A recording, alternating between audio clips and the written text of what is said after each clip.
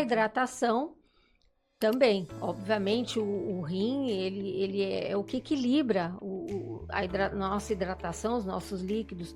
Então, a criança, dependendo da idade da criança, ela precisa ter aquela quantidade. Então, o pediatra, o especialista vai saber indicar qual a quantidade de líquido. O que a criança involuntariamente faz? Ela prende para evitar o escape. Entendi. Aí ela prende, até que não dá mais, ela sai correndo pro banheiro. Então a mãe fala, eu te falei. Outras vezes ela também faz aquelas manobras.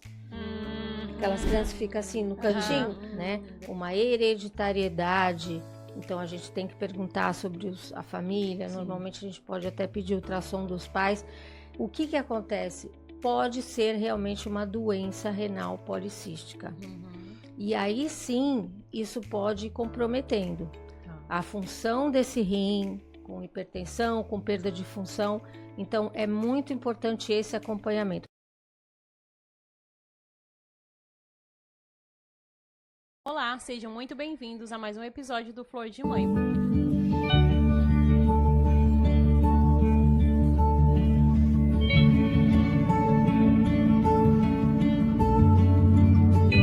Meu nome é Rose. Meu nome é Sani.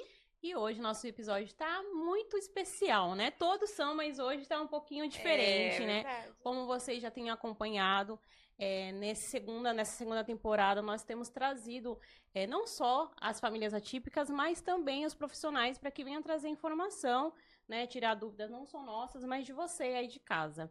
Então hoje estamos com uma médica, uma querida, que disponibilizou um pouco do seu tempo para trazer um pouco de informação, para tirar nossas dúvidas. Eu tenho certeza que vai fazer a diferença, não só para nós, mas para você também aí de casa. Hoje nós estamos recebendo a querida doutora Valéria Palmieri, ela é médica nefrologista. Muito bem-vinda, doutora. Estou muito feliz, né? Já falamos ali no bastidores um pouquinho, tomamos um cafezinho gostoso. Mas a gente quer reforçar a importância que é você estar aqui com a gente. A gente está muito, muito, muito feliz e lisonjeada com a sua presença, viu? Muito obrigada. Eu que agradeço o convite de estar aqui nesse podcast tão especial, com pessoas tão queridas. Obrigada mesmo. Obrigada. E nós vamos falar hoje sobre doenças renais na infância, né? Isso. A doutora, ela é nefropediatra. E nós, como mães atípicas, nós sabemos da importância de uma profissional como a senhora. E eu tenho certeza que vai sanar muitas dúvidas das pessoas de casa e nossas também, né? Porque, assim, a gente até tem, né, ali umas perguntas, mas do nada pode surgir uma ou outra. A gente tenta seguir a gente tenta. um script, né? Mas isso tá certo. Exatamente. Mas muito obrigada, doutora. A doutora Valéria, gente, ela é médica do meu filho já há alguns anos. E eu gostaria de externar minha gratidão pela profissional excelente que a senhora é. Sim. Sabe, assim, eu tenho vários, graças a Deus, Deus colocou no nosso caminho profissionais muito bons. E a senhora é uma delas. Eu lembro de um episódio que nós passamos juntas a senhora provavelmente não vai lembrar, que são muitos pacientes, mas em que eu mostrei o exame do Gabriel, né? Enfim.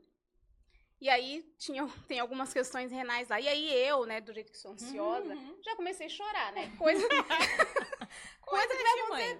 Nem sei se vai acontecer, mas daqui uns anos. E eu já tava ali chorando. E a senhora, as suas palavras foram muito importantes pra mim naquele momento, em que a senhora falou assim, calma, não adianta, vamos fazer uma coisa de cada vez, né? Agora é essa situação, então a gente vai tentar resolver essa situação. Mais pra frente a gente vê como que vai ser.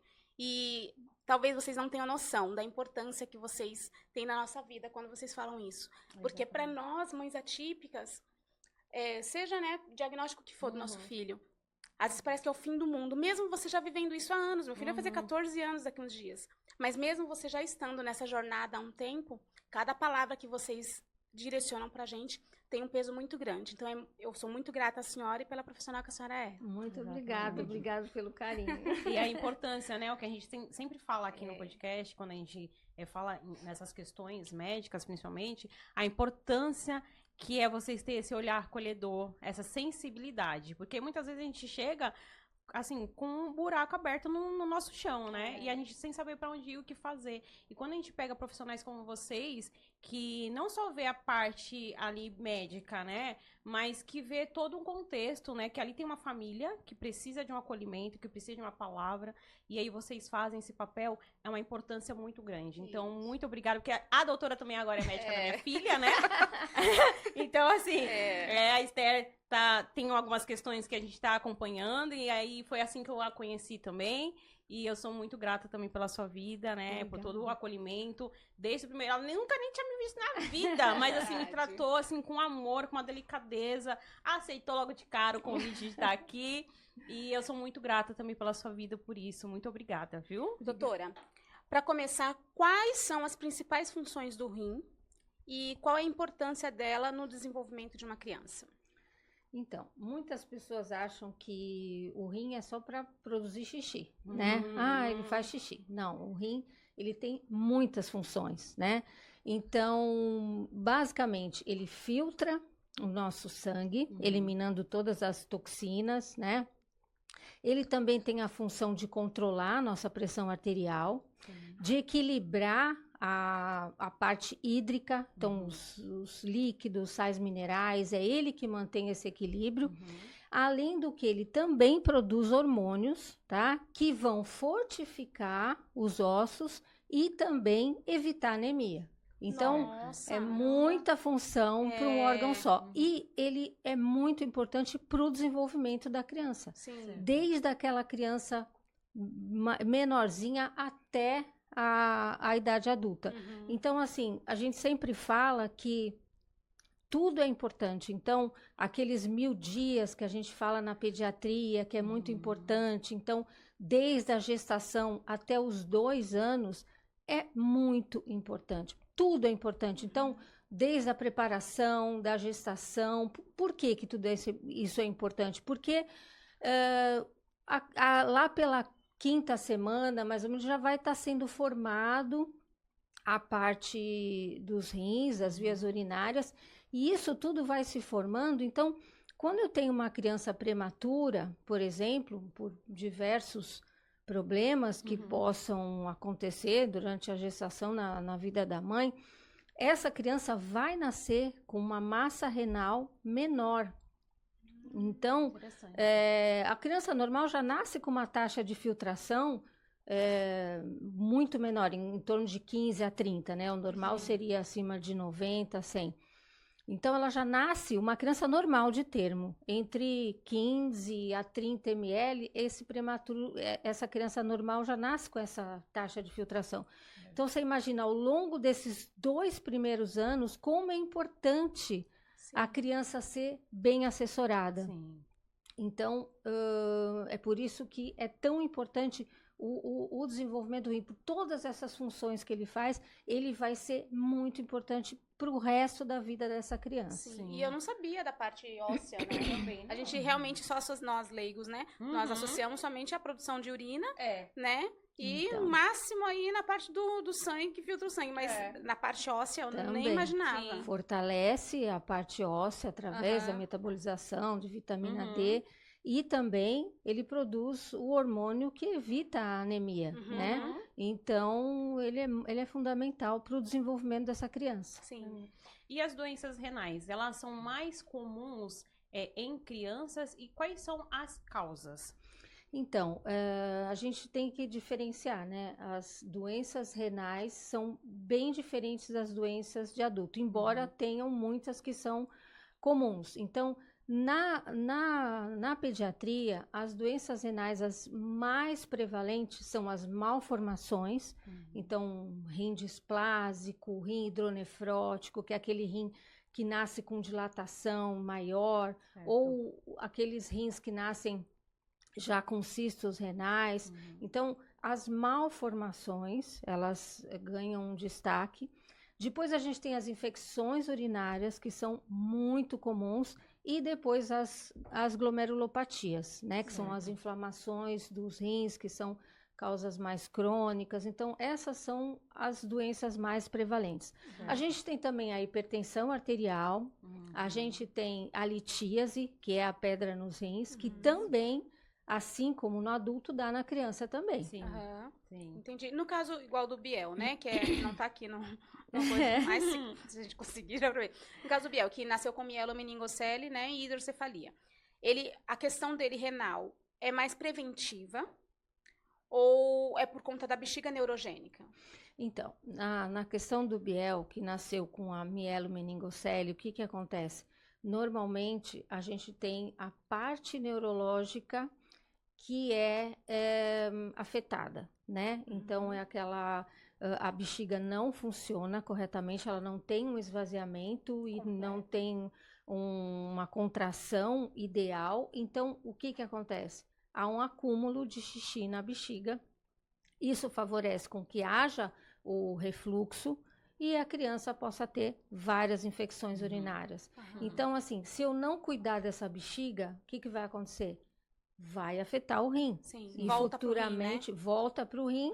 Isso facilita a bactéria subir até o rim, fazer o que a gente chama de pielonefrite, a infecção do rim, não só da bexiga. E o que acontece? Você pode ir lesando esse rim.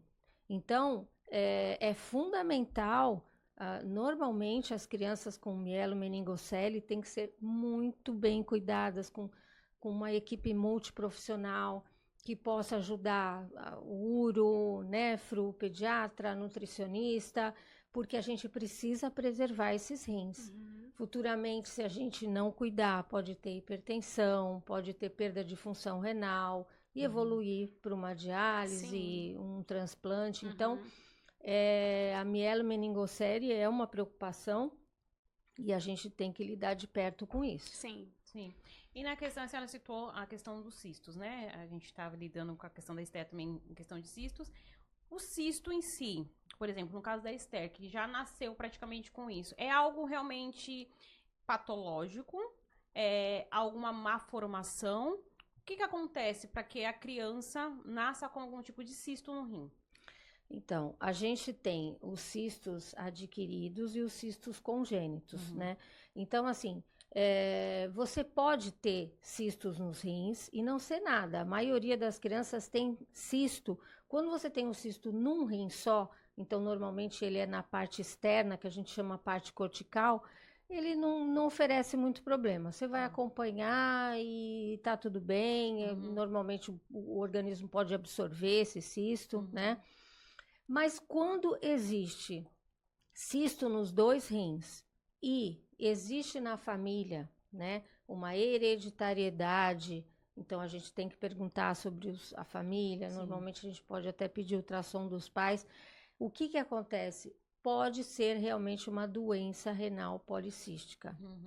E aí sim, isso pode ir comprometendo a função desse rim, com hipertensão, com perda de função. Então, é muito importante esse acompanhamento. Pode ser que isso passe a infância muito bem e só vá dar algum problema lá na vida adulta. Certo. Tem muitos adultos que só descobrem essa doença quando já está com 50, 60 anos e nem sabia que tinha, né? Então, por isso o acompanhamento é tão importante, né? E a gente fala para o desenvolvimento do rim, dessa criança como um todo, o acompanhamento pediátrico é fundamental. Certo, realmente. Eu tenho um caso de amigos, né? Os dois, recentemente descobriram que tem um cisto no rim, assim, a vida inteira passou, nunca descobriram nada, fizeram ultrassom toda a vida, né? Exames de rotina e nunca apontou nada. E agora, já com quase 40 anos, que descobriram que tem um cisto, assim, no rim. Então, realmente, é algo que pode perdurar durante a vida inteira, você só descobrir na fase adulta. Né? Exatamente. E, doutora, quais são os primeiros sinais de alerta que os pais acabam ignorando, mas que já são indicativo, né, de que há algum problema no rim?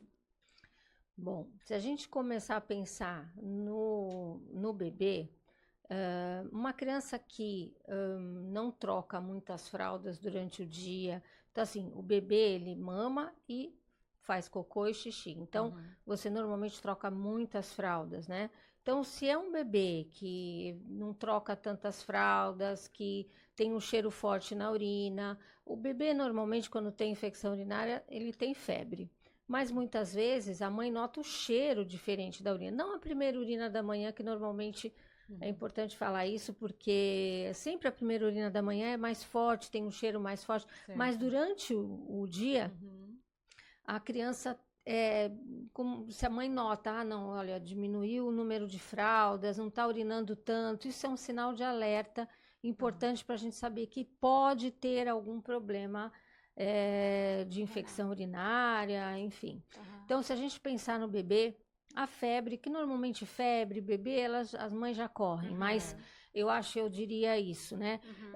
Também se é uma criança que na gestação já apresentou alguma alteração no ultrassom, eu acho que é fundamental procurar que o pediatra encaminhe para o especialista para que ele faça esse acompanhamento. Sim. Certo. E porque muitas vezes, por exemplo, uma dilatação pequena, não é nada, isso aí não precisa acompanhamento. Não precisa, porque conforme esse rim vai crescendo, pode acontecer de ter um estreitamento maior na saidinha lá do ureter e isso pode levar à perda desse rim.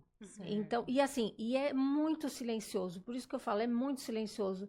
A criança não sente nada. Uma vez eu atendi uma criança devia ter uns 9, 10 anos. E ela começou com uma dor abdominal, e é uma dor que ia para a cintura, ela reclamava para a mãe, e acabou fazendo um ultrassom de tanto que a mãe insistiu, e a criança tinha uma baita hidronefrose, que é um rim muito dilatado, e já tinha um estreitamento, e essa criança foi para a cirurgia o mais rápido possível, porque já tinha um comprometimento renal muito grande. Então, assim, eu acredito que estão falando dos sinais febre, uma dilatação, uma alteração no ultrassom.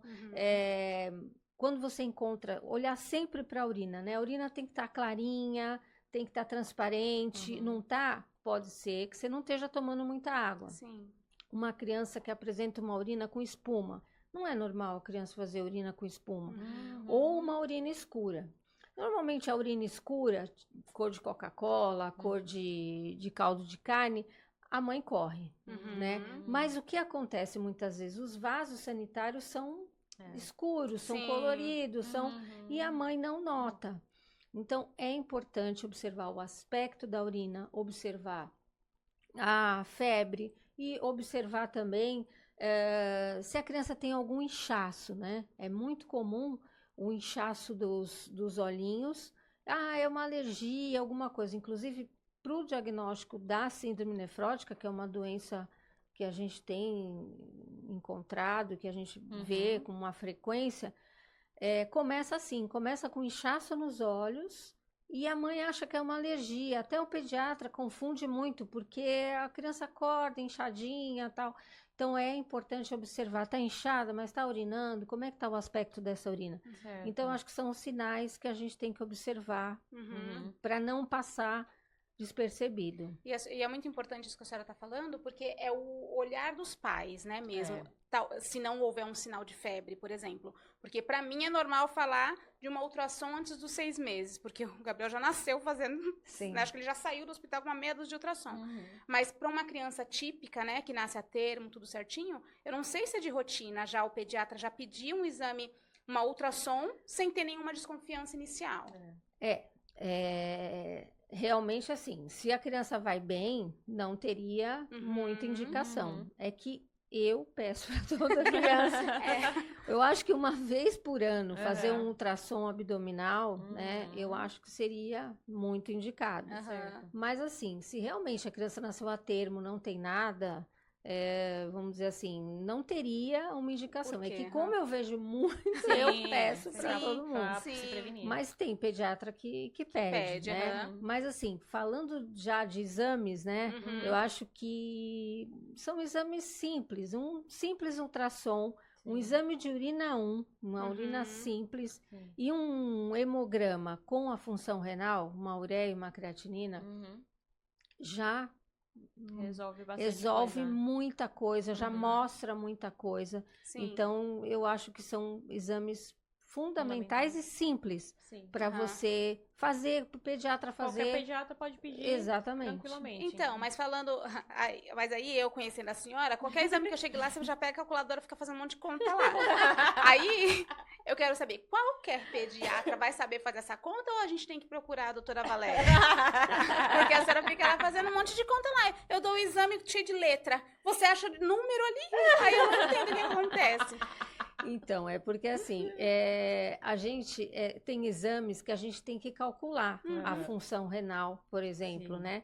Porque depende, por exemplo, do método que foi feito o exame de ureia, de creatinina, eu vou usar um método para calcular. Tanto é que muitas vezes chega exame para mim com uma baixa de taxa de filtração. Quando eu vou olhar e calcular e recalcular, por isso a calculadora, por isso... o seu exame é o único que eu não consigo abrir antes e identificar nada. Não vai adiantar nada ver isso aqui, porque é ela que vai fazer conta lá. É verdade. E a gente recalcula para aquela criança, para o problema, então, e dependendo do método que foi usado, para você calcular certinho qual é a função, a taxa de filtração glomerular, que é muito importante para prevenção de outras coisas no futuro, né? Então, tudo isso a gente usa para tentar prevenir ao máximo problemas futuros para essa criança. Então, outra coisa que faz a gente calcular muito é quando a criança tem litíase, que é pedra no rim, né? Existem exames que a gente faz para descobrir ou tentar descobrir se ela tem algum distúrbio metabólico. Então, ácido úrico, cálcio, citrato, magnésio. Então, toda vez que a criança tem uma hematura, a gente pede vários exames, inclusive esses. E esses todos precisam calcular de acordo com a idade da criança. Então, realmente é uma coisa muito específica que só o especialista vai saber entender e calcular. Por isso que as mães ficam loucas. Ah, meu Deus. Mas que coisa. Eu falo, será que se eu abrir eu vou conseguir ler? Não vou, porque ela vai fazer um monte de conta, nada a ver. Às vezes eu acho tudo ok, falando isso tem que voltar lá. Ai, senhor. Falando sobre a infecção urinária, na verdade, eu acho que a senhora já acabou até respondendo, né? Quando que a infecção urinária em crianças deixa de ser um episódio isolado e passa a ser algo que precisa investigar com um pouco mais de profundidade? Entraria nessa questão aí da urina um pouco mais escura, que a senhora citou? Então, assim, quando é um bebê, começando pelo bebê, e ele tem alguma alteração já no ultrassom, é uma criança que merece uma atenção muito, muito grande, de realmente a gente ir mais a fundo e solicitar. Então, essa seria um bebê. Um bebê, por exemplo, com febre, que teve infecção urinária, você tem que ficar atento. Mas tem que... outro detalhe, tem que ter realmente uma infecção urinária comprovada, né? Com exame de urina, com bacterioscopia, urocultura, tem que ser colhido da maneira correta. Isso, a importância disso aí. Isso é uma coisa, assim, a gente vai saindo do tema, mas vai lembrando. Não, mas pode falar. É muito importante que essa urina seja muito bem colhida. Não dá para colher exame de urina com cultura em casa. Não dá. Muitas mães querem colher em casa. Eu falo, olha, colher em casa só se você fizer uma asepsia rigorosa, colher por sonda e o laboratório ser na frente da sua casa e você sair correndo e entregar. E não ter fila no laboratório. E não ter fila. Então, claro, às vezes é necessário, não tem como se deslocar, tem crianças que têm problema de mobilidade. Então, você orienta essa mãe muito bem, coloca a urina no gelo, leva para o laboratório. Mas se você puder colher no laboratório, é melhor, porque essa urina tem que ser entregue imediatamente, o mais rápido possível, para que não haja contaminação. Passou 30 minutos, já contaminou. Se aquela urina ficar ali no laboratório paradinha, já contaminou.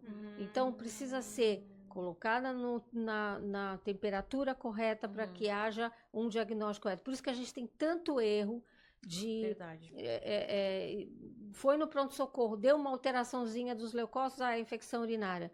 Tem que tomar cuidado com isso, porque às vezes a criança toma antibiótico à toa, tá? Então, saquinho coletor, ele só tem valor quando ele dá negativo. Quando dá positivo, você fala, será?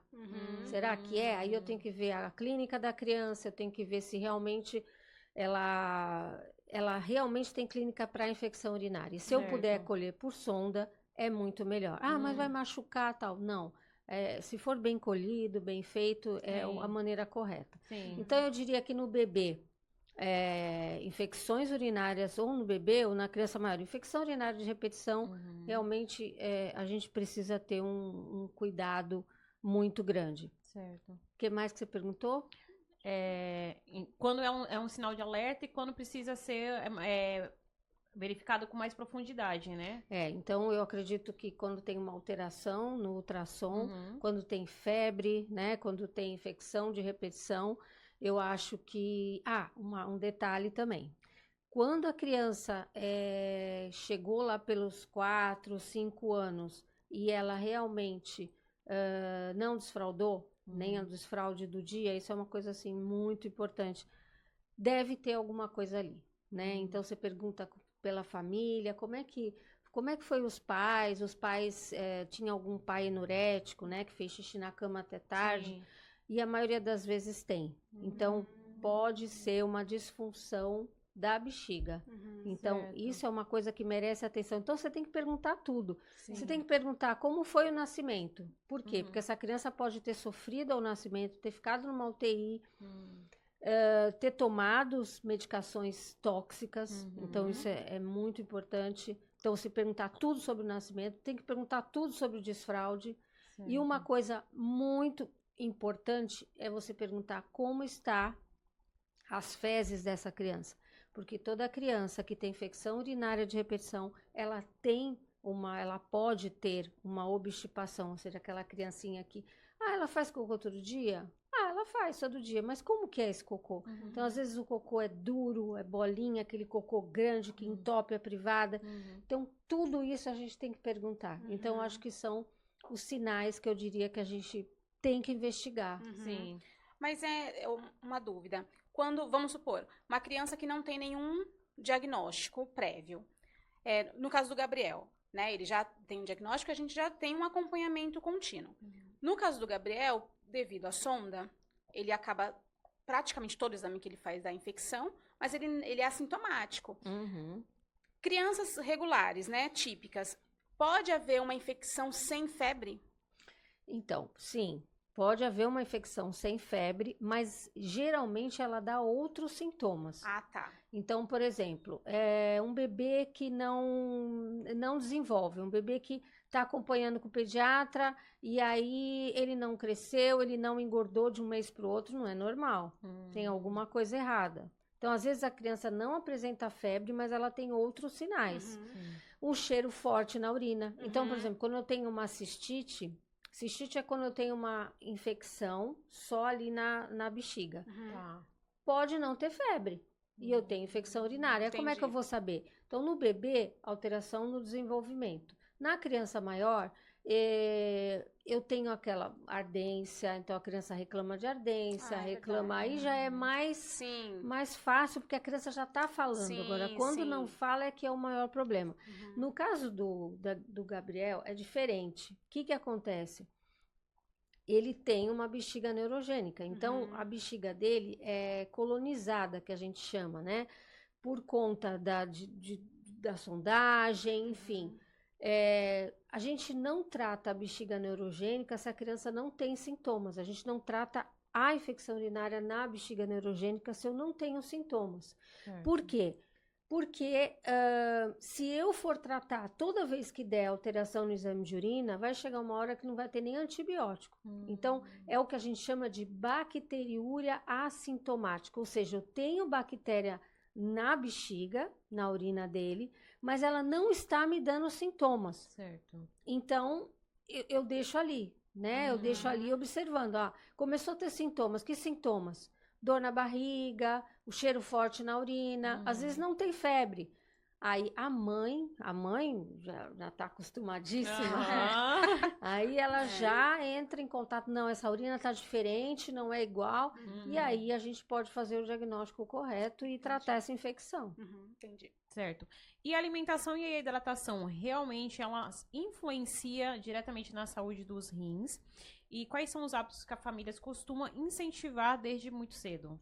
Então, assim, a hidratação e a alimentação é muito importante. Como eu falei, no desenvolvimento da criança, né, desde a gestação, esses 1000 dias são fundamentais. Então, já começa na gestação. A mãe precisa ter uma alimentação muito equilibrada para que a flora intestinal dela seja uma flora saudável. Isso vai contribuir para a saúde do bebê, até para nascer um bebê bem, um bebê no tempo certo. Então, já começa da gestação, né? As vitaminas que ela precisa tomar, o acompanhamento com o obstetra.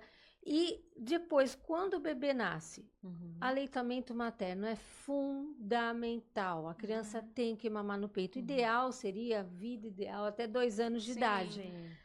E que ela, da maneira correta, comece a introduzir, de acordo com o pediatra explicando, introduzir essa alimentação saudável para o bebê. E o que é alimentação saudável? Olha, o ideal seria, pelo menos até 2 anos, a gente evitar açúcar, o sal em quantidades mínimas, né, que a gente pudesse, o que puder evitar, ter uma alimentação. O que é alimentação saudável? É comida e fruta e vegetais. E é muito importante que essa alimentação, que a gente possa evitar os ultraprocessados, os alimentos industrializados, então suco de caixinha, que a gente possa, quer fazer um bolinho, faz um bolinho caseiro, evita produto industrializado. Hoje em dia está muito complicado, as mães trabalham fora, não tem tempo, então sempre a praticidade, né? acaba complicando essa criança, porque quando você começa a introduzir esses alimentos gordurosos, bolacha, Danone, salgadinho, doce, enfim, a criança começa a perder aquele paladar, né?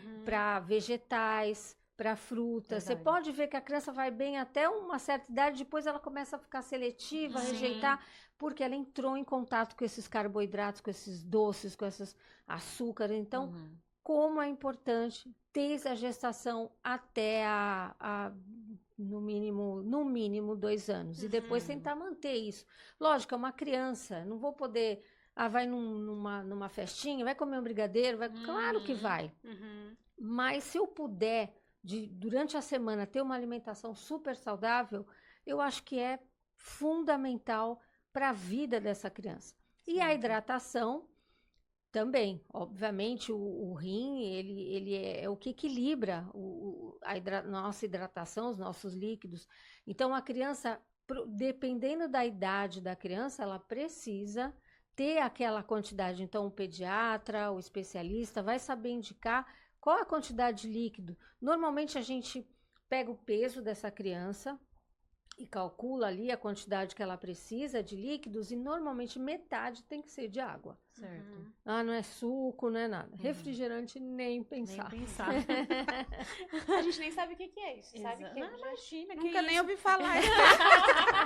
E aí, quando é uma criança que amamenta, tipo a Esther, acaba suprindo a parte do leite, porque o leite ele tem muita água também. Exatamente. Né? Então, na amamentação, a primeira parte da amamentação, aquela primeira partezinha, quando a criança começa a mamar, ela mata a sede da criança.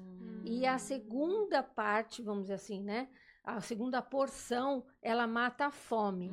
Então, por isso que não precisa da água quando está amamentando. Sim. É peito, peito, peito. Dá água para a mãe. A mãe tem que tomar muita água, mas a criança não precisa. Por que a gente fala isso? Porque, assim, quanto mais você colocar de chuquinha, você está introduzindo bactérias, você está introduzindo outra coisa, você está introduzindo um bico que não precisa. É só o leite materno, é só o bico da mãe.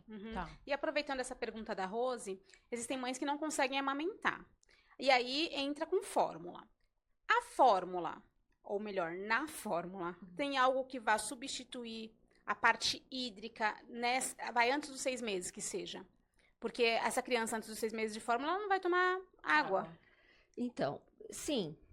Se você calcular perfeitamente quanto que essa criança precisa tomar, não há necessidade de você acrescentar nada. Mesmo sendo fórmula. Mesmo sendo fórmula. Agora, quando essa criança começa a se alimentar, então, normalmente, quando a criança já está sentando, já começa a se alimentar, aí você tem que introduzir, não tem jeito.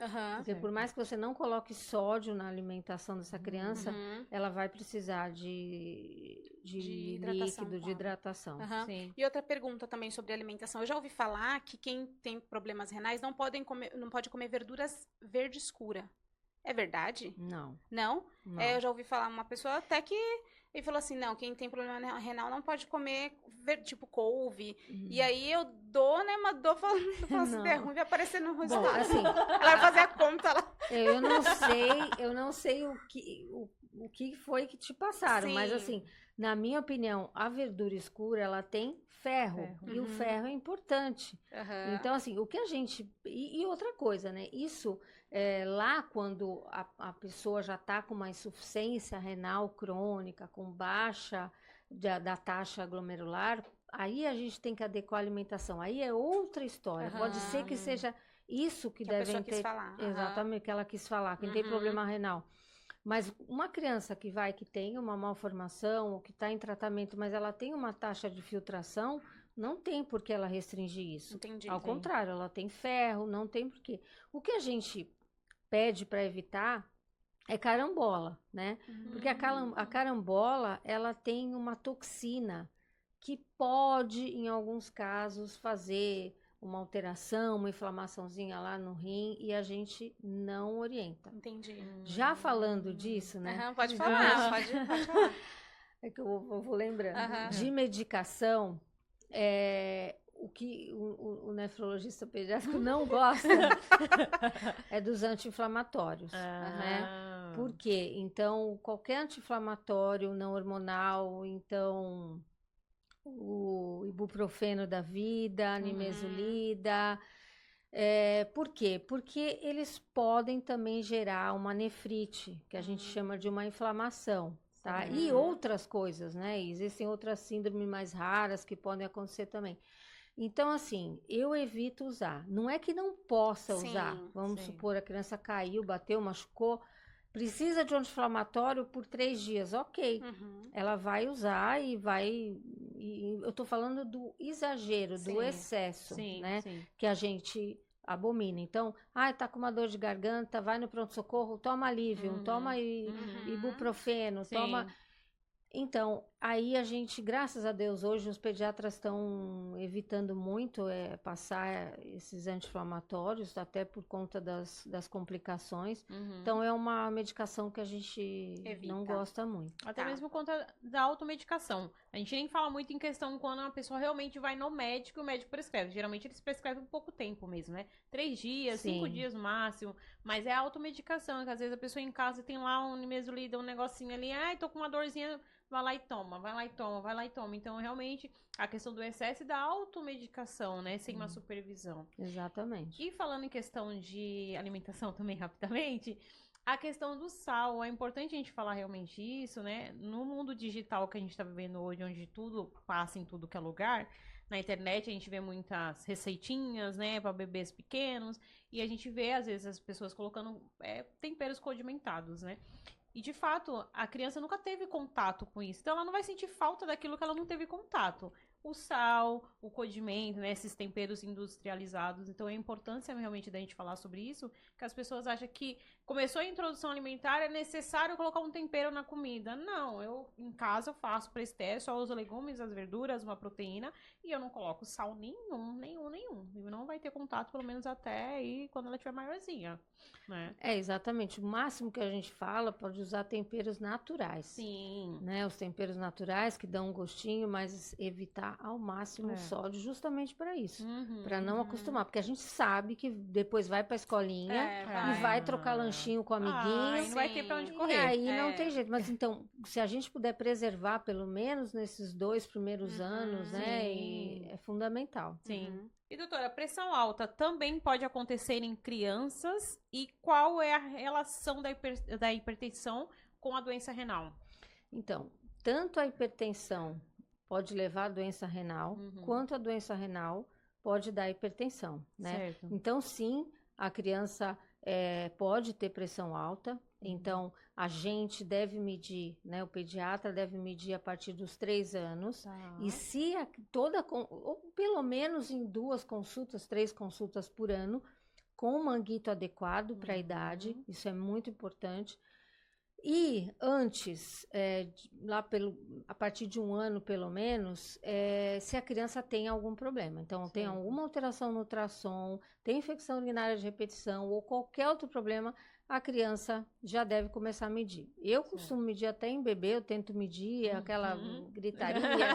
E mede mas, mesmo. eu tento para, pelo menos, eu ter uma previsão do que eu vou esperar. Sim. E aí tem a tabela, de acordo com a idade da criança, a altura, para a gente saber se está indo bem ou não. Mas é fundamental e existem sim. As causas de hipertensão na criança, é muito importante observar que assim, hipertensão na criança é diferente do adulto. A hipertensão no adulto a gente chama de hipertensão essencial, né? Muitas vezes é essencial, é uma hipertensão que acontece pela idade, pelos maus hábitos, obesidade, pelo diabetes, enfim. Mas na criança, você deve sempre procurar uma causa, porque é muito mais grave. Então, eu posso ter um tumor, eu posso ter uma doença renal, que é uma das maiores causas, né? E você tem que procurar. Porque, com certeza, pode ser uma malformação. Às vezes, a criança nasce com um estreitamento ali na saída, numa artéria, enfim. Isso tudo é fundamental, porque, às vezes, você tratando, operando essa criança, ela vai ficar normal e não vai ter mais hipertensão. Então, hipertensão arterial na criança é muito sério e deve ser investigado. Hoje em dia, assim, nos adolescentes, a gente já vê muito adolescente já com obesidade, pelos nossos fast foods da vida, e criança que, a obesidade, adolescente, começa já a ter uma alteração na pressão arterial. Então, às vezes você vai olhar, vai procurar, não tem nada, mas já começa com hipertensão por conta do sedentarismo, da obesidade. Então, a gente tem visto cada vez mais crianças mais novas apresentando esse tipo de hipertensão. Então, é muito importante medir a pressão da criança. E o Gabriel, ele toma, né, medicação para pressão. Eu até contar um episódio engraçado que aconteceu. Aconteceu que o Gabriel tomou, lembra? Não sei se a senhora lembra. Tomou 2 vezes o remédio da pressão. E eu, a louca, né? Não dormi a noite toda. Fiquei do lado dele, com o aparelho de pressão. A pressão a noite inteira. Enquanto meu marido tava roncando do lado, eu falei, eu não sabia se a dose que ele tomava já era o limite, que ele podia tudo. Resumo, tomou 2 vezes, ele dormiu bem, David dormiu bem. E eu fiquei com o aparelhinho nele a noite todinha, aferindo a pressão dele. E aí, quando eu fui contar pra ela, eu falei assim, mas não precisava. Mas não precisava. Ele toma não sei qual. Eu fiz a conta dela lá, falei assim, não, ele toma muita baixa. Ai, a gente é um pouco doidinha da cabeça. Mas ele toma de forma preventiva. Exatamente. Né? Mas falando isso, depois a gente conversa. Depois a gente conversa. Ô, doutora, algumas doenças renais podem evoluir de forma silenciosa. Como evitar que o diagnóstico aconteça apenas quando o problema está avançado? Então, observando aqueles sinais, né, que a gente já conversou. Então, uma urina escura, uma urina com espuma, não é normal, né? Observar a urina, eu acho que o acompanhamento com o pediatra é fundamental, porque assim, normalmente você acompanha até 2 aninhos, né? Depois dos 3 já começa a esquecer, não vai, às vezes chega lá 2, 3 anos e não viu nada. Eu acho que a criança pode reclamar de dor abdominal, agora quando não tem queixa nenhuma, acho que tem que observar os sinais de infecção urinária de repetição, exames, principalmente o aspecto da urina. Eu acho que se tem algum inchaço nos olhos, porque o rim é muito silencioso, né? A coisa vai acontecendo, até formação de cristais na urina, de pedra no rim. A criança não sente nada, né? E quando você descobre, já está muito grande o cálculo, já está com, às vezes, proteína na urina. Então, por isso que é importante um simples exame de urina, uma função renal, que o pediatra peça, que acompanhe, e se tiver alguma alteração, encaminhar para o especialista. Tá.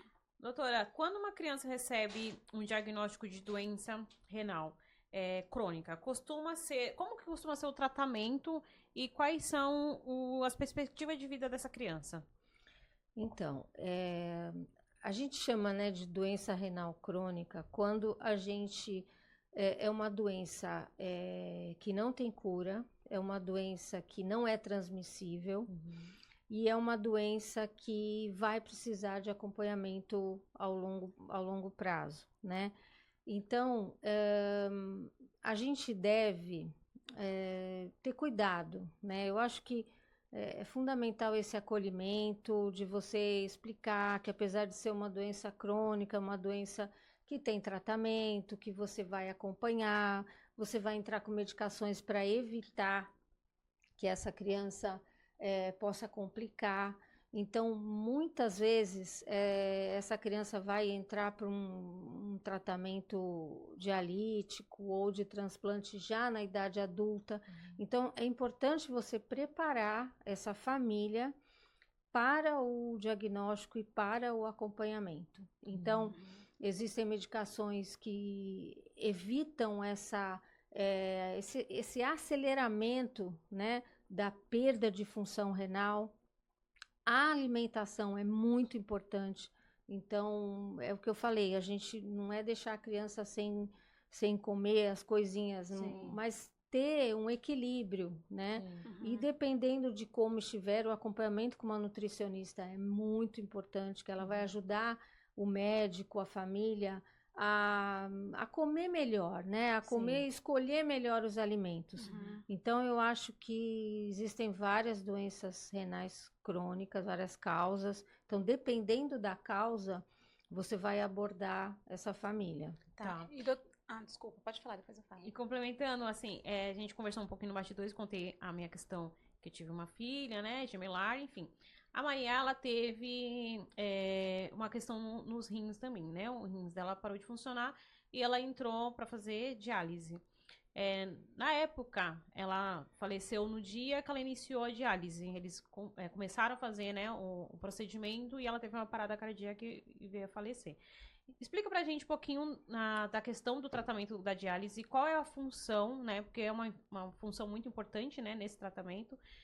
E qual é a perspectiva de vida dessa pessoa que faz a diálise? Então, a gente tem que separar, né? Existem a insuficiência renal aguda e a crônica. Então, na insuficiência renal aguda, que foi o que aconteceu com a sua filha, porque foi, não sei exatamente detalhes do caso, mas eu imagino, ela perdeu a função renal por várias situações, enfim. E então provavelmente ela fez diálise peritoneal, né? Isso mesmo. E que é como se fosse uma troca, né? Que o peritônio, que é a membrana que envolve o abdômen, né? Lá por dentro, ele faz essa troca para que haja a função que o rim não está conseguindo fazer. Então, nesse caso, na maioria das vezes, na verdade, até quando a criança tem uma doença crônica, a primeira escolha do nefropediatra é a diálise peritoneal, porque é uma coisa mais confortável para a família. A família pode fazer a diálise em casa e vir, às vezes, uma vez por mês para, enfim, né, equilibrar tudo com o pediatra. E a criança, ela pode viver uma vida mais normal, diferente de quando você precisa de uma hemodiálise. Uma hemodiálise, a criança precisa ir 3 vezes por semana, ficar por 3, 4 horas lá no lugar da diálise. Então, já tem uma alimentação de escola, de uma série de coisas. Embora hoje a gente tenha centros preparados e com ótimo funcionamento. Certo. E a sobrevida vai depender muito, o prognóstico da criança vai depender muito da doença de base. Então, se é uma criança que já nasceu com problema, as malformações normalmente elas têm uma resposta melhor no transplante, né? Hoje em dia tem os centros em São Paulo que fazem transplante com criança de 6 quilos. Nossa. 6 quilos, quer dizer, a maioria é transplanta acima de 10 quilos, mas no Samaritano, em São Paulo, o pessoal transplanta com 6 quilos, né? Então, assim, avançou muito isso. E às vezes, assim, o que tem se tentado, então, como a criança ela tem prioridade na fila do transplante, muitas vezes a gente consegue fazer com que essa criança ela já entre no transplante antes de fazer a diálise, que seria o melhor, porque ela não teve todo esse, né, é muito ruim para o organismo, todo o processo. Então, se você consegue colocar direto na diálise, direto no transplante, é uma coisa muito melhor. Então, hoje em dia, assim, o avanço está assim absurdo, cada vez mais centros no Brasil fazendo essa diálise. Então, assim, o prognóstico vai depender muito da doença de base.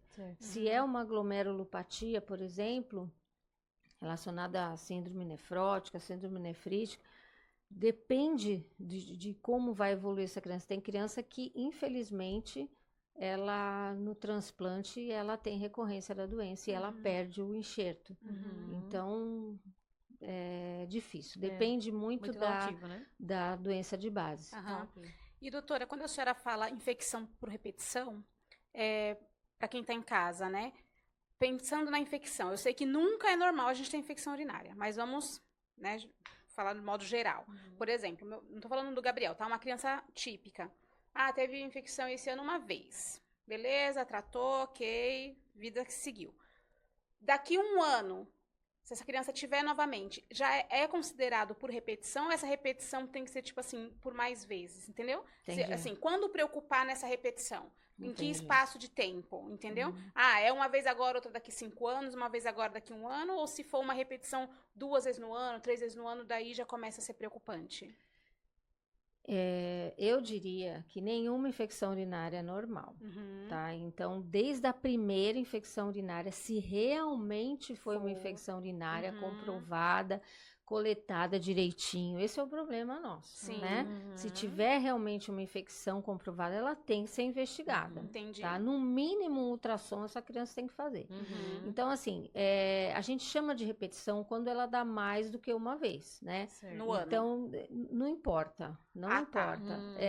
Claro que a infecção urinária que eu tenho no mesmo ano, mais que 2, 3 vezes, essa então eu tenho que realmente seguir. Mas eu diria que nenhuma infecção urinária é normal e todas devem ser investigadas. Entendi, tá bom.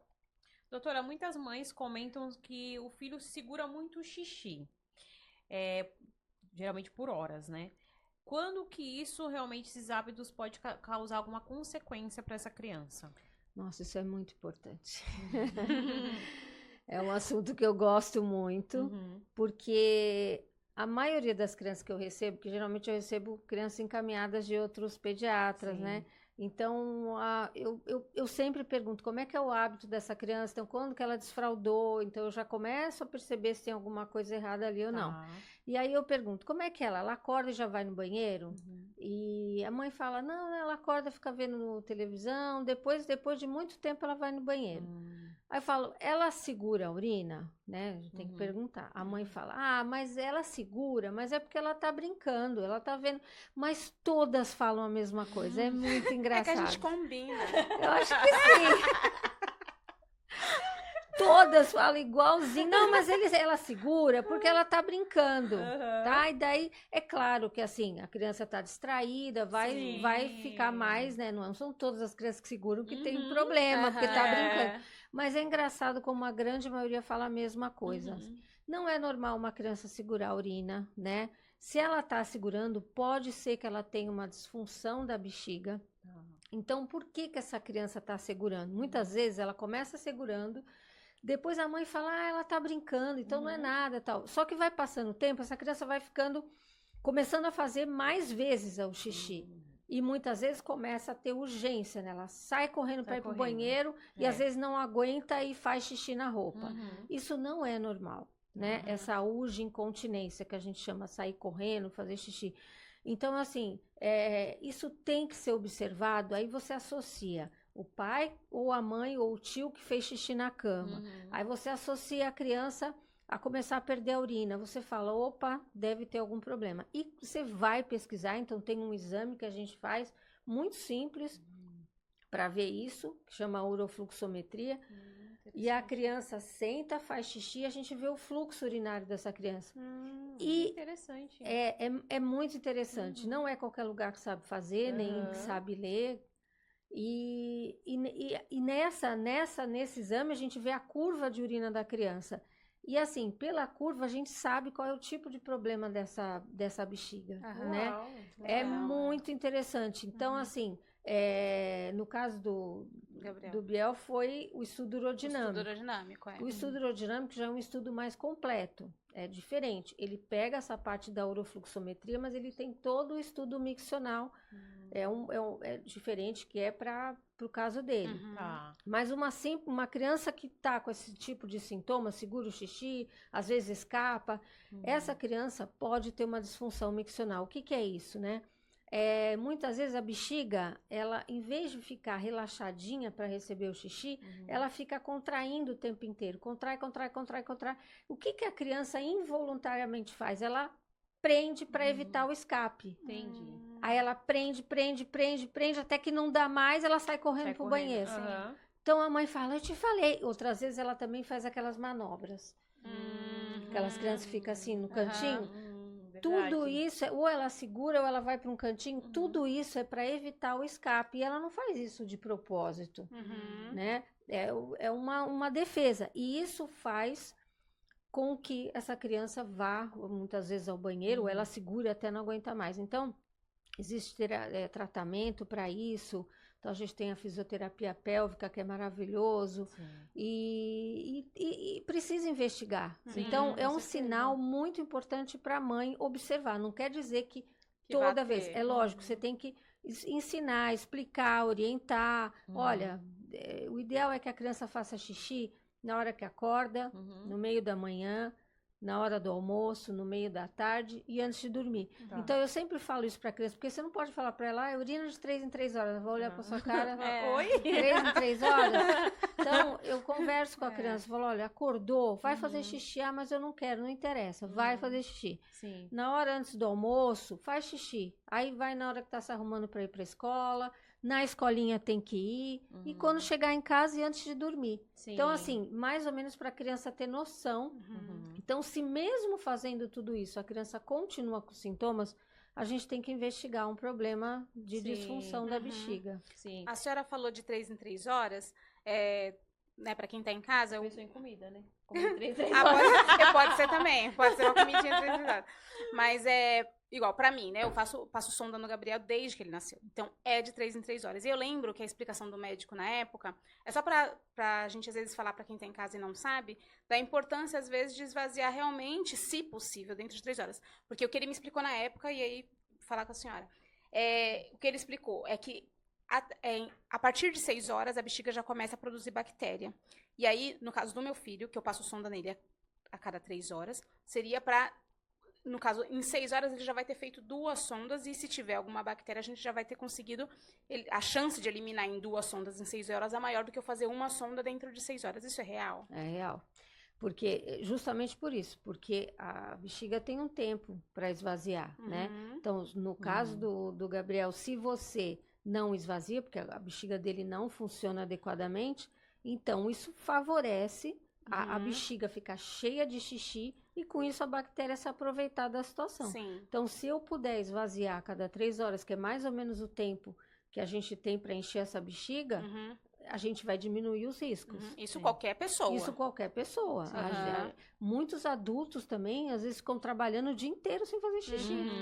Então, assim, prejudica demais a bexiga, né? A senhora falou um caso aí, eu fiquei, a senhora não vai me chamar de mijona? Meu Deus. A senhora não vai me chamar de mijona? Uns anos atrás, a senhora falando de segurando xixi, eu aqui pensando, meu Deus do céu, fala ou não fala? Nossa, isso com ela. Ainda que vai pra internet, não sai nunca mais. Será que eu tenho... Ai, não vou sofrer hater, não, né? Será que eu tenho algum problema? Há uns anos, muito tempo atrás... Não sei por que acontece isso, na verdade. Se já aconteceu com você, mas enfim, revelações. Eu dormindo, sonhei que eu estava no banheiro fazendo xixi. E aí acordei me mijando. E aí saí correndo no banheiro, ela segurando a xixi. Não é normal isso acontecer, gente? Então, depende de qual o seu comportamento durante o dia também. Não sou mijona. Não, então, já tirou. Vou no banheiro, normalzinho, bonitinho. Então, isso é muito comum, né? Uhum. Principalmente assim, se você não foi no banheiro antes de dormir, às vezes não isso. vai no banheiro, esquece de ir. Se você foi numa festinha, tomou um monte de líquido, então encheu a bexiga, o que acontece? É muito comum sonhar que tá fazendo xixi e acabar isso, né? urinando, você fala, meu Deus, eu tava no banheiro, eu juro que eu tava. Juro que eu estava. Agora, se é uma criança que tem esses sintomas durante o dia, né, e faz xixi na cama depois dos 5, 6 anos, não é normal. Tá. Não Mesmo é que ela normal, sonhe não é que ela normal. estava no banheiro. Mesmo que ela sonhe que ela estava no banheiro, né? E assim, essas disfunções da bexiga que a gente comentou, é muito comum elas aparecerem de várias maneiras, tá? Tem muitos sintomas da disfunção. Então, por exemplo, ou é uma criança que segura muito, ou é uma criança que vai muitas vezes ao banheiro, ou é uma criança que só faz xixi na cama. Por que ela faz xixi na cama? Essa bexiga contrai tanto durante o dia que chega de noite ela tá pequena. E aí não cabe o xixi ali dentro. Por mais que ela vá antes ao banheiro, a bexiguinha dela tá pequena. Entendi. De tanto que contraiu o dia inteiro. Então, às vezes, essa criança não tem nenhum sintoma durante o dia. Tá. Aí a mãe vai lá no consultório, por quê? Porque ela tá fazendo xixi na cama. E esse xixi na cama, mas você pergunta durante o dia, não tem absolutamente nada. Mas às vezes você faz algumas perguntas que a mãe começa, não, mas às vezes ela segura, às vezes... Então, tudo isso é importante. Então, a disfunção da bexiga, ela vem de várias maneiras. Muitas crianças têm incontinência urinária, então não faz xixi na cama à noite, mas durante o dia ela tem pequenas perdas, né? Certo. Às vezes nem tem urgência, mas ela tem perdas de urina. Muitas crianças têm vulvovaginite, a vulva fica tão vermelha, mas por quê? Às vezes você pergunta, tem criança que tem muita assadura, né? Que a gente não é normal uma assadura numa criança grande. Sim. Bebezinho, ok. Mas uma criança grande não é normal ter assadura, ter um corrimento excessivo. E aí, quando você vai ver, por que acontece isso? Porque às vezes a bexiga vai tendo contrações, vai deixando pequenos gotículas ali na vulva, e aquele introito vaginal ali fica todo inflamado. Sim. E isso dá muita assadura, muita ardência. A criança tem ardência toda hora. Muitas crianças reclamam também coceira. Muitas crianças. Então, às vezes, ela não tem infecção urinária, mas ela tem todos esses sintomas de vulva. E, às vezes, isso passa desapercebido. E a criança tem uma baita disfunção da bexiga. Sim. E eu conheço duas pessoas, uma é um parente meu muito próxima, que ela tá com incontinência urinária, é adulta já, né? Ela fez o estudo urodinâmico e deu que foi por conta de pegar peso. Não sei se isso realmente tem uma ligação. E uma outra foi depois da gestação. Sim. Também. Isso realmente pode acontecer? Isso pode acontecer. Tem que ver como foi o passado delas, né? Então, a incontinência urinária no adulto é um pouco diferente da criança, mas pode ter a ver também com... Porque, assim, a bexiga tá ali, né? Na região pélvica. Sim. Então, dependendo do esforço que você fizer, então, numa gestação, uma pessoa que pega muito peso, você vai afrouxando esses ligamentos ali na região. E isso realmente faz com que a bexiga comece a ficar mais molinha, vamos dizer assim, e a criança, o adulto começa a perder urina. Você vê, quando a gente vai ficando mais velho, isso é natural, né? Vai acontecendo. Então, hoje em dia, graças a Deus, existe a fisioterapia pélvica que ajuda demais as mulheres, as pessoas mais idosas. Então, depende muito mas tem a ver. Outra coisa que essa semana apareceu no consultório, a incontinência do riso. Aquelas crianças que dá risada e escapa xixi. Tem uma criança assim que a família inteira já sabe que não pode falar nada para ela, senão ela começa a fazer xixi. Isso, e a gente investigou e realmente a criança tem uma baita de uma hiperatividade do músculo da bexiga. Então, assim, parece uma coisa tão simples, né? Então, lógico, aí você tem que orientar a criança nunca ficar com a bexiga cheia, fazer o tratamento, às vezes tem que entrar com medicação. Então, assim, é um mundo bem complexo, E né? falando em gente mijona, vou me expor também. Eu vou aproveitar. É porque se eu não falar, quem me conhece e for assistir vai falar, ela não falou. Vai, mijona. Vai, mijona, fala aí. Eu vou falar, porque eu sou mais conhecida entre os meus amigos como mijona. O que acontece? Eu já fui assaltada algumas vezes. Eu não sei se é comum, né? Já fui assaltada, já tentaram me pegar pra estuprar, enfim. Meu Deus. E todas as vezes, a minha bexiga, ela acha xixi de onde não tem. E eu fico fazendo xixi na calça durante o assalto. E assim, não acontece com frequência o assalto, nem. Senão eu mijaria por repetição, sim. Mas já tem uns anos. Mas isso já aconteceu umas 4 vezes. E todas as vezes eu ia sem parar. Então, assim, da vez mais longa, assim, o rapaz ficou comigo muito tempo, né, tentando outras coisas, e eu fiquei, sei lá, na minha cabeça, foi muito tempo, né, às vezes foi 2 minutos, mas na minha cabeça, tipo, 5 minutos, e eu fiquei fazendo xixi sem parar. E aí eu quero saber, a senhora falou do riso, né, ela falou de dormir, e eu quero saber se isso é comum ou não, ou o que acontece com a bexiga nesse meu momento de tensão. No momento, o momento do medo, do estresse, você pode ver até...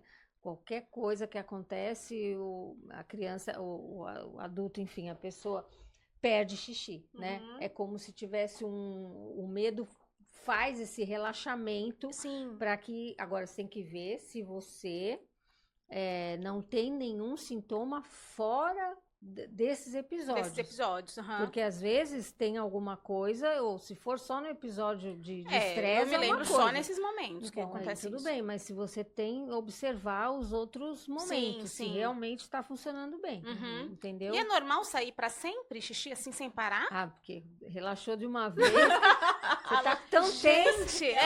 Às vezes na minha cabeça é pra sempre, porque pra gente que tá ali na tensão, parece que é uma eternidade, um momento, com né? certeza. Mas assim, a minha lembrança é de ser assim, do momento, tipo, é um assalto, até a hora que ele fala, não olha pra trás, vai embora, entendeu? Então, tipo assim, é muito longo o período que eu fico me urinando.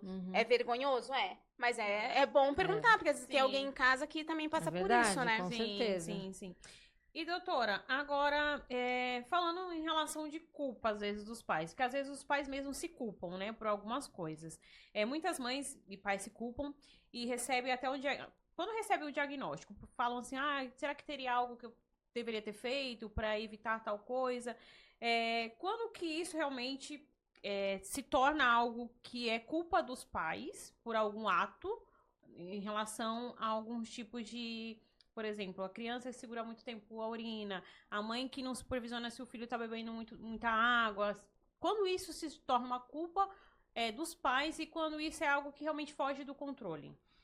Eu acho que quando você vê uma alteração e você não procura ajuda, eu acho que isso é um determinante, né?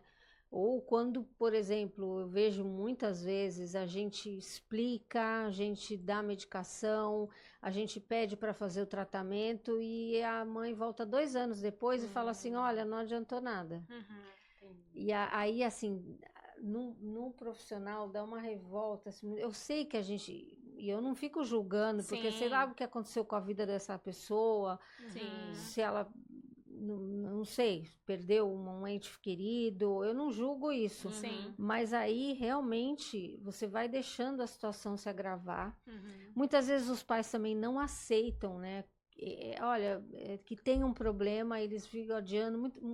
Isso vale muito quando a criança tem enurese. Por quê? Muitos profissionais, até profissionais que cuidam da criança, dizem para os próprios pais, isso não é nada, isso vai passar. Então, você imagina, o especialista às vezes fala, não, tem que tratar, vamos fazer. E do outro lado, o pediatra ou o outro profissional fala assim, não, isso não é nada. Eu tive um caso de uma criança que claramente tinha um problema, tinha enurese, só que ela já estava com 10 anos. Imagina, com 10 anos com enurese, fazendo xixi na cama, a criança começa a se sentir diminuída, a autoestima muito baixa, ela vergonha, sente, né? por que eu faço, meu coleguinha não faz, eu não posso ir dormir na casa de ninguém.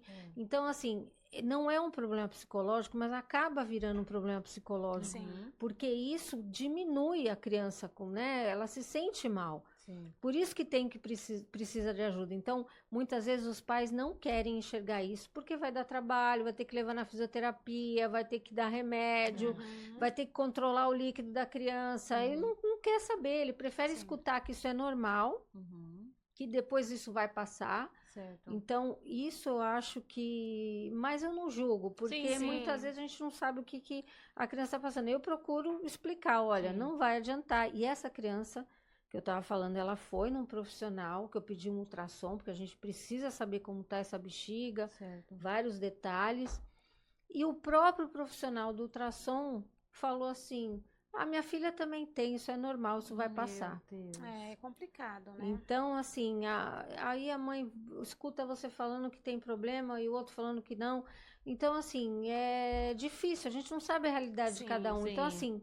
eu não colocaria como culpa, mas eu colocaria como, às vezes até ignorância, ou às vezes não querer enxergar. Às vezes a falta da informação, por mais que tenha, falta da informação, por mais que tenha, às vezes uma informação errada. Exato, Exato. Porque eu sempre relato isso para as pessoas, assim, quando o Gabriel era, né, menorzinho, ele tá com 14 anos agora, um médico que cuidava da parte da bexiga. Eu acho que já passava na senhora, eu acho. E ele falou para mim, ele atendia com, não sei se é estagiário, que fala que também está aprendendo na mesma área, né? E ele teve uma fala para mim que realmente foi muito importante, e eu acredito que entra nisso que a senhora está falando, sobre nós pais, né?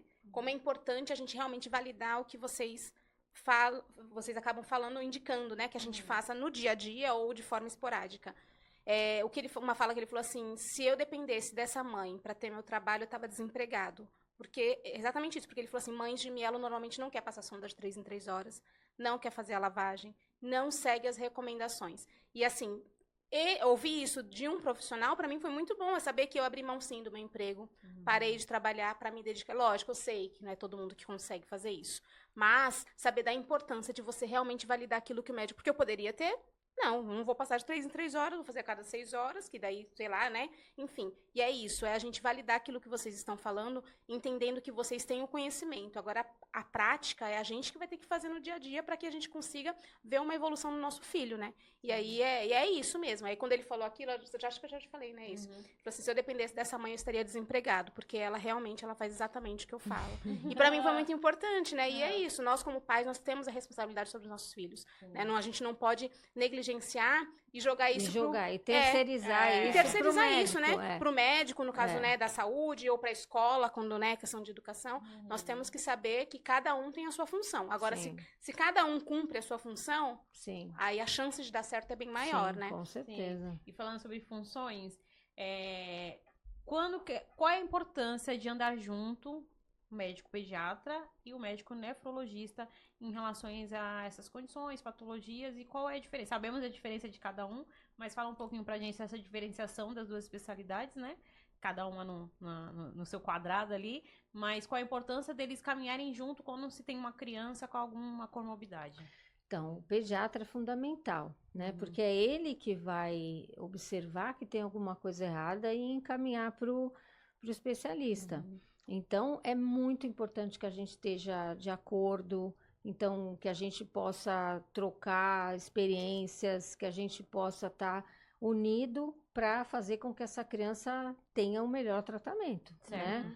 E que ele possa contar sempre com especialista. Então, assim, muitas vezes eu procuro, quando eu vejo que às vezes alguém que me mandou uma criança e não me conhece ou conhece só, enfim, ao nefrologista pediátrico não me conhece, eu procuro às vezes mandar uma cartinha explicando o que eu estou pensando, porque eu sei que assim, a nossa vida é muito corrida, às vezes não dá tempo, mas às vezes você manda um áudio, é muito importante. Eu até tive uma criança que completou 18 anos, criança, que às vezes eles não querem sair, e ela eu encaminhei para o nefro adulto. Então, e era uma criança complicada, enfim, de realmente fazer as orientações e tudo. E essa criança foi para o nefro adulto, mas eu acho que eles ficam resistentes, sabe? Não querem essa realidade que você saiu do infantil para o adulto. E não acatou muito bem, ou não seguiu muito bem. E voltou depois de 2, 3 anos muito pior. Sim. E aí essa colega me mandou um áudio querendo entender o que estava acontecendo. Mas... Tem coisa que não cabe Tem assim, coisa, né? Então, eu acho que essa interação é muito importante. Uma outra coisa também com a interação com a fisioterapia pélvica, né?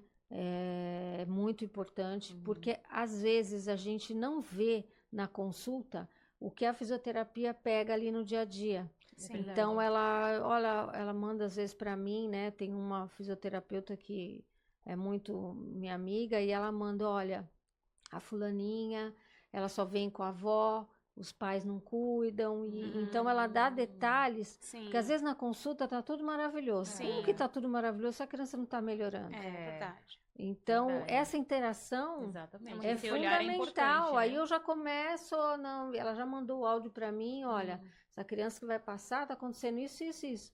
E na consulta você não consegue ver esses detalhes. Aí vem a mãe que não sabe muito da criança, porque quem acompanha é a avó. Então, tudo isso, essa interação é muito importante. Até muito. porque, por exemplo, né, você pode até achar, não tá resolvendo, será que a físio tá fazendo direito o exercício? Mas aí pega quando ela passa esse contato, fala assim, olha, não vem, ou então não falta, ou vem quando vem acompanhada da avó, não faz a recomendação dos exercícios em casa, muitas vezes eles passam, né, pra fazer. E é a importância desse conjunto, realmente, dos médicos ali da especialidade se casarem, se conversarem, justamente para ter um bom resultado, né? Exatamente, isso mesmo. E doutora, crianças com síndromes genéticas, doenças raras e deficiências físicas, que usam medicamento com mais frequência, né? Elas precisam de um acompanhamento renal diferente? Sim, porque essas crianças muitas vezes tomam medicamentos nefrotóxicos, né? Que fazem, que podem agredir o rim. Então, elas tomam muitas medicações, às vezes tem que tomar anti-inflamatórios, Então, assim, é importante, por quê? Porque aquilo pode acelerar o processo de piora dessa função renal. E então quando a gente vai acompanhando e percebe que está perdendo função, a gente entra com medicação profilática para evitar perda de proteína, e com isso a gente faz com que não haja esse aceleramento tão grande da perda de função renal. Entendi. Então é muito importante. Mas assim, normalmente a família que tem essas crianças com doenças raras, elas seguem todos os especialistas, né? Porque elas sabem da importância de cada um no cuidado da vida do seu filho. Sim. Doutora, uma pergunta pessoal. Tem é adulto. Ela ainda não encontrou uma doutora Valéria na vida, porque ela só atende criança, mas é uma amiga minha pessoal, de infância. Ela, desde sempre, ela teve cálculo, né? Nos rins. Já operou por muitas vezes. Ela opera, retira e ele volta. Cortou todos os hábitos anteriores, né, que ela tinha de tomar Coca-Cola, fast food, cortou tudo, entrou numa dieta regrada já tem muito tempo, exercício físico, enfim. Só que o cálculo sempre volta. Isso quer dizer que ela pode ter algum tipo de síndrome ou algo relacionado? Então, normalmente os cálculos recorrentes, eles têm algum distúrbio metabólico. Se realmente ela fez tudo direitinho sobre alimentação, porque o que piora muito os cálculos renais é o excesso de sódio, né? O excesso de sódio, de proteína, a falta de exercício físico, a hidratação adequada. Então, se ela fez tudo direitinho e ainda é recorrente, a gente precisa fazer a gente chama um distúrbio metabólico. A gente faz um estudo de tudo que ela absorve no rim. Então, cálcio, ácido úrico, citrato, magnésio, potássio, sódio, proteína, tudo isso, fósforo, interfere no balanço desses cristais. Porque, assim, o rim, ele tem os túbulos que fazem essa absorção, né, dos cristais da urina. Então, eu preciso ter um equilíbrio entre aqueles cristais que formam as pedrinhas e aqueles que não deixam formar. Então, eu sei que o magnésio, o citrato, eles ajudam a não formar. E eu sei que, por exemplo, o cálcio, o ácido úrico, junto com o sódio, ajuda a formar pedra. Então, se eu tiver um desequilíbrio, os que formam pedra estão maiores do que os que não deixam formar, eu vou ter formação de cristais na urina. Então, às vezes eu faço tudo bonitinho, mas eu preciso entrar com alguma medicação, eu tenho que entrar com magnésio, ou eu tenho que entrar com citrato, enfim, para que eu consiga manter uma estabilização desses cristais e evite formar, além da hidratação, do exercício, de tudo mais. Então, assim, tem que investigar essa parte metabólica. Certo, bom saber. Existem crianças já na infância que tem cálculo renal. Criança bebê que tem cálculo renal. Mas aí é uma doença tubular. Aí já é uma coisa muito mais específica mas tem. Eu tive uma criança uma vez, essa eu nunca esqueço. O menininho tinha 1 ano e 3 meses. E apareceu lá com cálculo renal. E eu investiguei, eu vi, eu falei, gente, mas não é possível, não tem nada, 1 ano. Aí eu sempre pergunto, e como que é a alimentação dele? Não, a alimentação é boa, tal, não, mas eu quero saber tal o detalhe. Você trabalha com o quê? Eu comecei a mãe tinha um bar. E essa criança se alimentava de salgadinho e refrigerante. O dia inteiro. Aí eu falei, como assim? Não, é que ele fica apontando lá pra mim que ele quer, e eu dou pra... Meu Deus. Juro. Aí, porque a queixa dela era o quê? Não come. Por que não come? Porque tá acostumado Enche a barriga de gordura, E eu falei, meu Deus, eu falei, você tá brincando comigo? Ela, não, ele só come isso, ele não quer comer comida, ele come salgadinho. Eu falei, gente, não é possível. Aí eu expliquei tudo pra ela, né? Realmente era assim, E aquelas mães que faz tudo que a criança quer, se ela chora não tem problema, ela dá o que ela quer, enfim. Eu sentei com ela, mas eu falei um monte, né? Resultado. E essa criança tinha uns 3, 4 cálculos no rim. Criança de 1 ano e pouco. Aí, nossa, essa mãe saiu assim, sabe? Quando ela voltou, ela cortou tudo, ela fez tudo direitinho. Foi uma coisa assim. Vendeu o bar. Não. Tirou a criança de lá. E aí, realmente, essa criança melhorou. Você vê como é a importância da alimentação. Até hoje, ela vai bonitinho no consultório e a criança tá super bem. Estamos chegando quase ao fim desse episódio incrível com a doutora, maravilhosa. Nossa, consultou geral. Consultou os amigos dela todinho. Me consultou, né? Descobri que eu não sou mijona. Eu descobri que eu sou mijona, vou ter que investigar. Agora a gente vai pro nosso quadro Mitos e Verdade. A gente vai fazer a pergunta. E aí você fala se é mito, se é verdade. Se quiser, faz um breve esclarecimento, tá bom, doutora? Então vamos lá. Infecção urinária de repetição pode causar danos aos rins se não for tratada corretamente? Verdade. Com certeza precisa ser tratada, investigada de toda forma. Certo. Se a criança bebe bastante água, ela nunca terá problemas nos rins? Mito ou verdade? Mito. Não é porque ela toma bastante água que ela não vai ter problema. Tem outras causas, né? Com certeza. Quando a urina muda de cor, faz espuma ou aparece sangue, isso pode ser sinal de doença renal e merece avaliação médica? Verdade. Com certeza. Pode ter uma glomerulopatia. Com certeza. A gente verdade. já falou sobre isso, né? Criança também pode ter pressão alta? Verdade. Falamos sobre isso já, né? Doutora, mesmo sem sintomas, algumas crianças podem ter doença renal e descobrir só por meio de exames? Verdade. Por isso é tão importante exame de urina, função renal, ureia, creatinina e ultrassom. Tá. Perfeito. Pedra nos rins é um problema exclusivo dos adultos? Mito. Como a gente acabou de falar, muitas crianças têm pedra no rim, infelizmente por causa dessa nossa alimentação, fast food. Sim. Doutora, agora se você pudesse deixar uma orientação para todos os pais, né, que estão em casa nos assistindo, a ajudarem a proteger essa questão da saúde renal dos seus filhos, qual seria essa sua orientação, essa sua mensagem que você pode deixar? Bom, eu diria que não deixem de prestar atenção nos sinais, os sinais da urina do seu filho, as infecções de repetição, O pediatra é fundamental, então acompanhamento com o pediatra é fundamental. Não deixem de ir no seu pediatra e se tiver algum problema, que ele possa encaminhar para o especialista, porque a saúde do rim é muito importante para o desenvolvimento do seu filho, hoje e para a vida toda. Sim. Às vezes a gente não dá importância, mas é um órgão tão importante como qualquer outro, né? Exatamente. Estamos chegando quase ao fim desse episódio incrível. Assim, a gente tá radiante, muito feliz com a sua presença de verdade, assim. Foi algo muito esclarecedor para todos nós. Eu acredito que para você de casa também. E agora chegou a parte que a gente gosta tanto também, que é presentear a nossa convidada.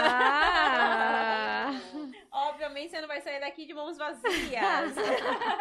A gente faz questão sempre, né? Por isso que a gente tem parceiros tão importantes aqui.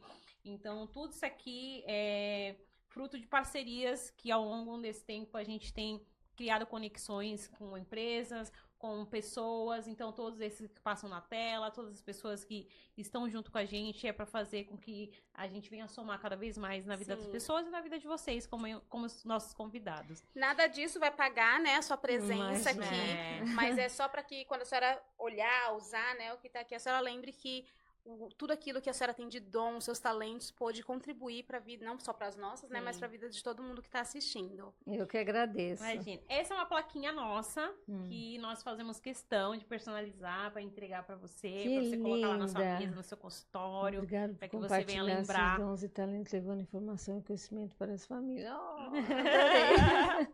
Aqui é um mimo da nossa patrocinadora da Regador de Sonhos. Senhora, que lindo. Obrigada. E esse é desse de acessórios, que já falamos dos nossos acessórios. A senhora é uma médica muito chique, ama muito acessórios que a gente vê, né? Adoro acessório. Espero que você goste. Esse de acessórios é a nossa patrocinadora, então... Olha, que lindo. Amei. Gostou? Muito lindo. Doutora, mais uma vez, muito obrigada. Muito obrigada por ter aceitado o nosso convite, por fazer parte de tudo isso, né, do nosso projeto. Vocês são a cereja do bolo, para que tudo isso aqui realmente tome forma e que a gente possa ter força para seguir, porque não é fácil, né? Não é fácil. Mas quando a gente tem pessoas como vocês que acreditam no nosso propósito e que fazem questão de estar aqui, faz com que tudo isso tenha sentido. Sim. Eu que agradeço todo o carinho, muito obrigada, adorei estar aqui, adorei estar com vocês e poder ajudar as pessoas que precisam. Sim, e se quando a senhora tiver algum tema que a senhora ache relevante, fique à vontade e nos chame, que a gente vê se consegue marcar um episódio e a gente consegue também estar levando mais informação, que hoje a gente focou mais nas doenças da infância, né? Mas as portas estão abertas para que a senhora também possa estar levando informação para todas as pessoas que a senhora achar necessário. As portas daqui já estão abertas, então qualquer conteúdo que a senhora queira trazer, pode falar com a gente que a gente marque e estaremos aqui novamente. Muito obrigada. Adorei. E para você que ficou até aqui, curte, comenta, compartilha, encaminha esse vídeo, né, essa entrevista para alguma família que de repente fala, olha, ela precisa ouvir, né, tudo que foi dito aqui, de repente vai ajudar alguma pessoa. Você também que quer fazer parte do nosso projeto, que quer se tornar patrocinador, no nosso Instagram a gente tem o nosso formulário lá no link na nossa bio, então você pode entrar em contato conosco, a gente vai analisar direitinho a proposta. E você, família típica, que queira também estar aqui, ou profissional também nos contate, que a gente vai estar entrando em contato com vocês para que tudo isso aqui venha ganhar forma e continuar contribuindo pela informação. Obrigada por ter ficado com a gente até o final e lembrem-se, toda flor tem sua raiz na coragem. Até o próximo episódio. Tchau, tchau. Tchau, tchau.